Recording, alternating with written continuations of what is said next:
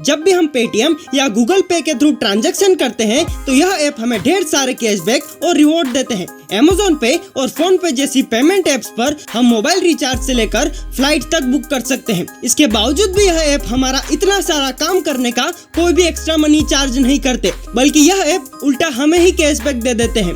लेकिन इतना सारा कैशबैक और डिस्काउंट देकर आखिर यह पेमेंट एप्स पैसे कैसे कमाते हैं? इसके पीछे मेनली 3 रीजन है।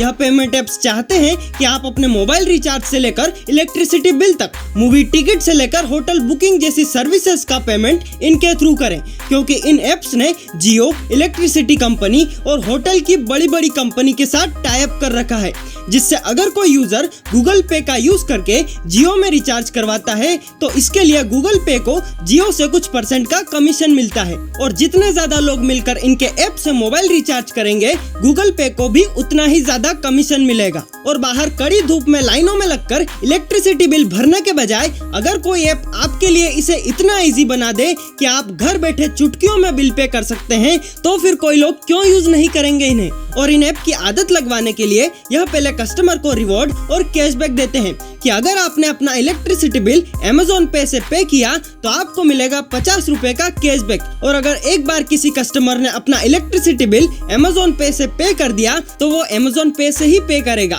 क्योंकि यह ऐप यूज करने में होते ही इतने सिंपल है।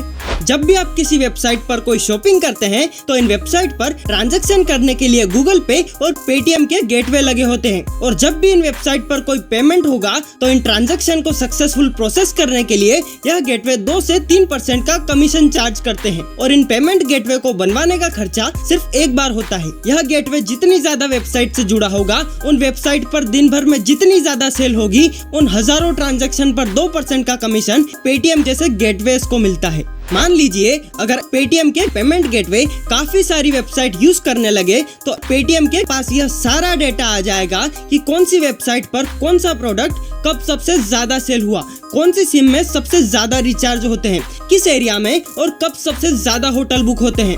और इस डेटा को यूज करके पेटीएम यह पता लगा सकता है कि कौन सा नया बिजनेस करना हमारे लिए फायदेमंद होगा, किस एरिया में कौन सा बिजनेस सक्सेसफुल होगा। और Amazon जैसी ही कई बड़ी कंपनियां करोड़ों का प्रॉफिट करने के बावजूद भी गवर्नमेंट को 0 रुपीस का टैक्स पे करते हैं। लेकिन कैसे? अब यह जानना है तो लेफ्ट वाले वीडियो पर क्लिक करें, वरना NFT और ब्लॉकचेन के बारे में जानने के लिए तो राइट में भी क्लिक कर सकते हो।